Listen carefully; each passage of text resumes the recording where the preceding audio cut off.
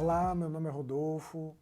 A aula que eu darei agora será sobre eficiência energética e eu irei cobrir alguns aspectos importantes sobre esse tema, que embora o nome não seja muito sexy, é um tema que é super fundamental porque envolve não só equipamentos, mas edificações e até cidades. Então, para quem não conhece, eu espero que essa seja uma aula bastante interessante para vocês. A eficiência energética é o combustível número 1 que deveria ser considerado.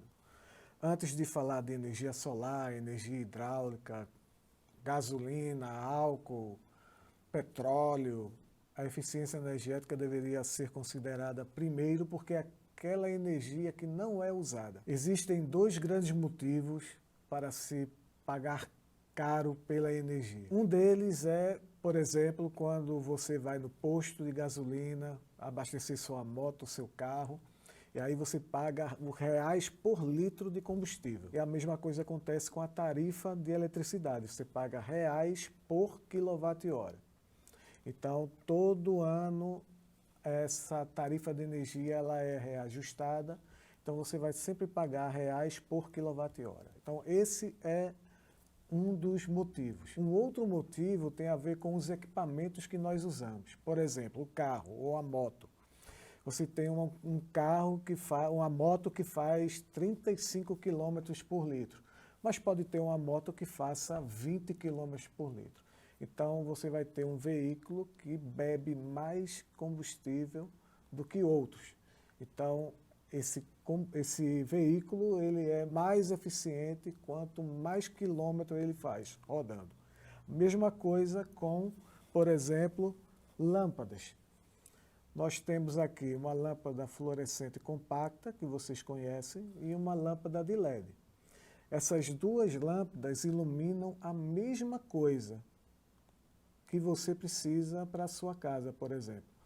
Só que essa lâmpada aqui, ela consome até 50% menos energia elétrica do que essa. E essa lâmpada também, hoje em dia, está mais barata do que essa. Então, vale a pena usar a lâmpada de LED, porque você vai ter o mesmo serviço energético, que é a iluminação, a mesma coisa, só que pagando mais barato pela energia que você está consumindo. Um outro exemplo é de ar-condicionado. Nós temos um ar-condicionado que é o tradicional, aqueles splits, por exemplo, tradicional, e tem um split com uma nova tecnologia que se chama inverter. Esse ar-condicionado inverter, ele consome até 50% menos energia elétrica que o tradicional.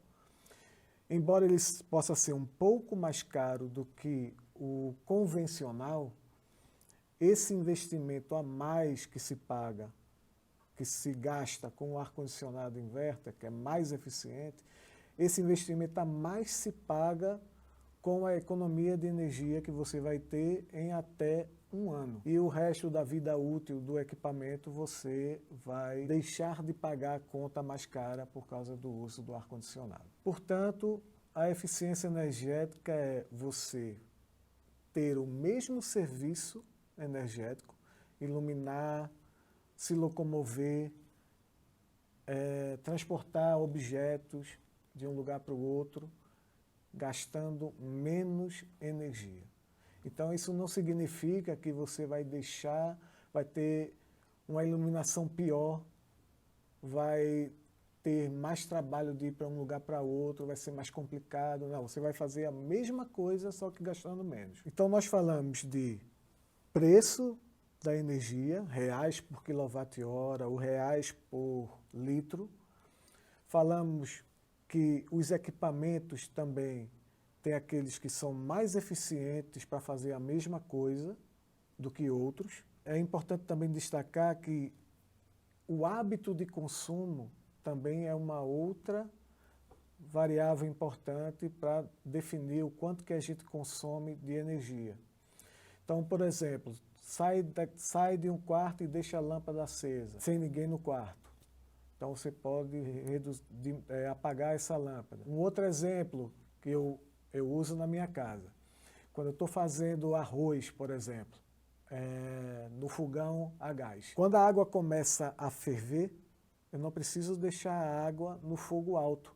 Eu posso deixar no fogo baixo, porque a água vai continuar fervendo, a temperatura vai manter a mesma do arroz, só que você vai gastar menos gás e o botijão está caro. Então, quando falamos de acesso à energia, estamos falando de acesso a serviços energéticos como iluminação, cozinhar, transportar, que não apenas caibam no nosso bolso, mas também que sejam ambientalmente benignos, que também sejam confiáveis, que você pode contar com aquele serviço energético toda hora que você precisa, que tenham qualidade e outros atributos importantes para que a gente possa realmente falar que nós temos acesso à energia. Então nós falamos, né, de moto, carro, ar-condicionado, lâmpada, fogão.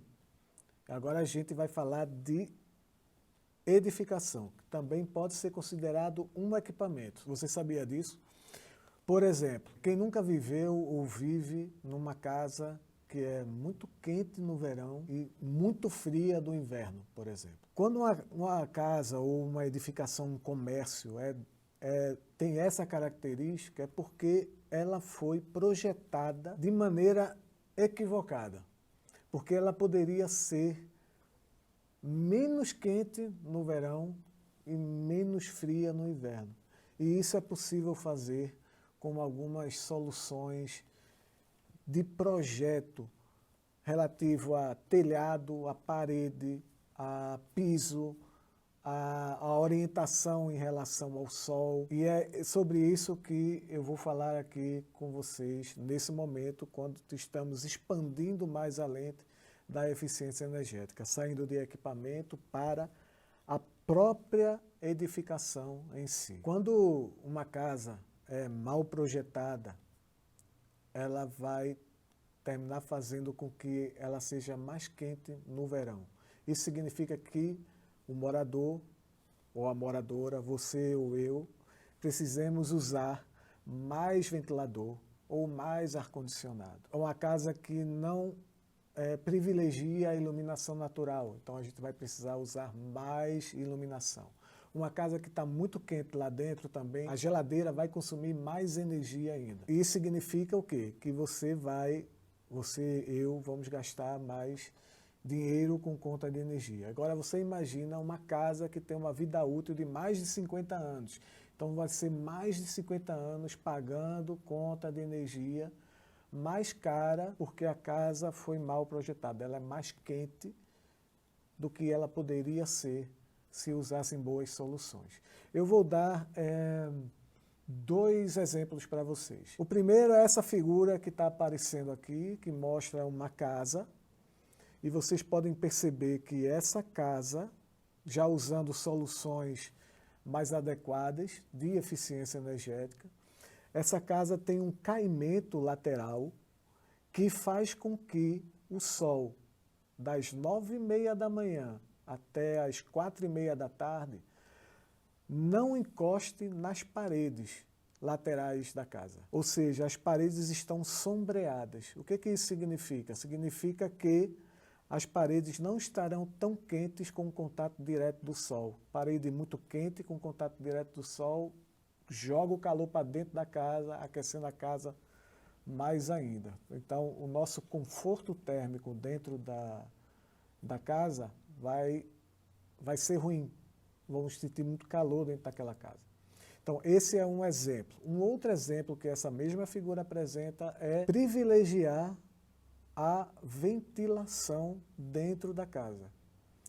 A ventilação natural. Isso faz com que o calor que está lá dentro também possa ser retirado e também dá uma sensação de conforto térmico. Esse é um exemplo. Um outro exemplo é no caso do Luiz Cassiano, que é um morador de uma favela no Rio de Janeiro, que decidiu colocar no telhado de sua casa uma vegetação, plantas, que se chama de telhado verde. Essas plantas, né, em cima do telhado, diminuem a temperatura da telha. Então, no caso do Cassiano, ele fez medições de temperatura no telhado, aqueles telhados de fibrocimento, e a temperatura sem o telhado verde chegava a mais de 50 graus Celsius, no Rio de Janeiro, ali em cima da telha.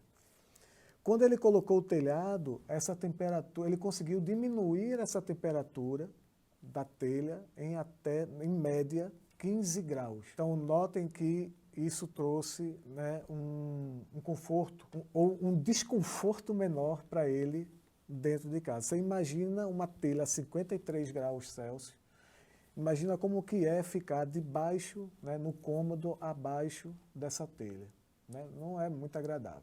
Então essa é uma outra solução que também se usa para diminuir a temperatura dentro das residências. Essa imagem que agora aparece mostra um telhado verde com placas solares em cima, mostrando uma outra aplicação desse sistema solar. Então, por exemplo, quando você tem um telhado verde e uma placa, o telhado verde vai ter uma temperatura mais baixa e a temperatura mais baixa também faz com que a eficiência da placa solar seja maior, porque quanto maior a temperatura ali em cima da placa, menos eficiente ela é na conversão da energia solar em eletricidade. Então vejam, nós falamos da eficiência energética, que é fazer a mesma coisa gastando menos energia, de equipamentos.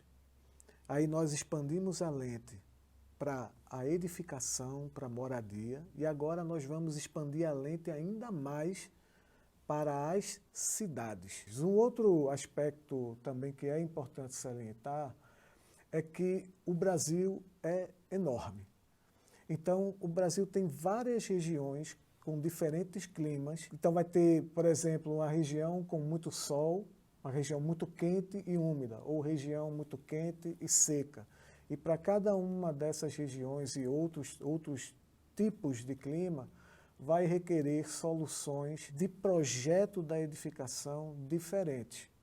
Tá? Então isso é muito importante de ser mencionado, até porque para vocês que, por exemplo, são de movimentos de moradia ou que trabalham com assistência técnica para projeto e construção de moradias, esse olhar sobre essas moradias utilizando soluções técnicas passivas, que são soluções técnicas que não precisam usar energia elétrica e que resfriam o seu ambiente ou aquecem o seu ambiente, se você preferir. O uso dessas soluções são importantes para os projetos de construção de novas moradias. Essas técnicas passivas para reduzir o consumo de energia das casas, reduzir as temperaturas, trazer mais conforto para quem está morando, elas infelizmente não são normalmente empregadas aqui no Brasil. Precisaríamos, né, alavancar, ter mais o uso desse tipo, né, de projeto, de construção, e especialmente em habitações de interesse social. E a tendência é piorar, no sentido de termos temperaturas cada vez maiores ao longo dos anos. Por exemplo, em julho de 2023, o Brasil teve a maior temperatura registrada em 62 anos. E o mundo também, no mesmo mês de julho de 2023, atingiu o recorde de temperatura média dos últimos 100 anos de medição. Rodolfo, o que é que isso significa? Significa o seguinte: você imagina, né, uma cidade que tem asfalto, muito asfalto, pouca vegetação, muitos prédios, né, muito concreto, muito tijolo. Você imagina aquela radiação solar o dia todo lá, veículos também ligados, né, andando para cima e para baixo, com motores ali a combustão, né, queimando combustível e soltando calor para tudo que é lado. Então, nas cidades, por causa dessas características, se criam o que se chama de ilhas de calor. Quanto mais afastado, quanto mais próximo do campo, por exemplo, de lugares mais arborizados, as temperaturas serão menores.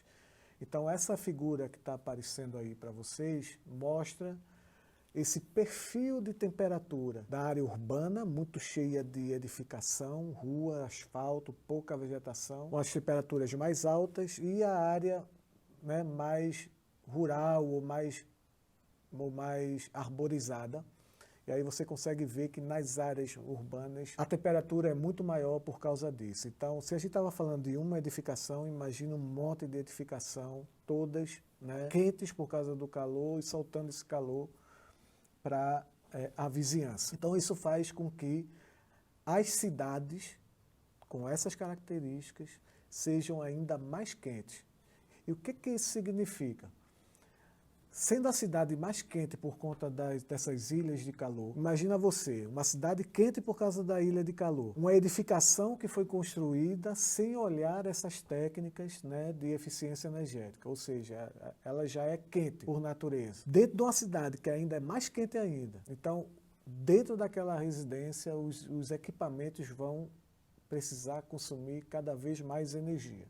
Você vai precisar de mais ventilação, de mais ar-condicionado, a geladeira vai ter que funcionar mais para poder manter a comida ali na temperatura que ela tem que estar. E o que isso tem a ver com o que nós estamos falando aqui? Que quando a gente pensa em soluções para uma edificação, também existem soluções técnicas passivas, ou seja, que não precisa usar energia elétrica, para resfriar as cidades. Então, o planejamento urbano é fundamental para que as cidades também, como um organismo vivo, também precisem ser refrigeradas. Essa figura mostra a imagem de uma cidade vista de cima. Nessa imagem, as cores verdes são as menores temperaturas e as cores amarela e vermelhas são as temperaturas mais altas. Então, você consegue ver ali o efeito da ilha de calor, desse adensamento, né, de construções, de rua, veículo funcionando, o efeito disso na temperatura da cidade e na temperatura de lugares com mais árvores, por exemplo. Bom, nós fizemos um percurso aqui, falando de eficiência energética, que foi de equipamentos, edificações e cidades, para mostrar que a eficiência energética tem um papel fundamental para a sociedade. E antes, né, de se falar de transição energética, antes de se falar de transição justa, antes de se falar de sustentabilidade, de desenvolvimento sustentável, a eficiência energética já estava na mesa há muito tempo. Portanto, a eficiência energética é e deve ser considerada como o combustível número 1, antes de qualquer outra fonte energética. Deixei alguns materiais complementares do curso com maiores informações sobre o que é eficiência energética, algumas dicas para vocês poderem fazer escolhas de equipamentos mais eficientes, por exemplo, quando olhar aquelas etiquetas comparativas de eficiência energética. Então, tem um material ali que eu acho que vocês podem usufruir e espero que gostem. Muito obrigado e até a próxima.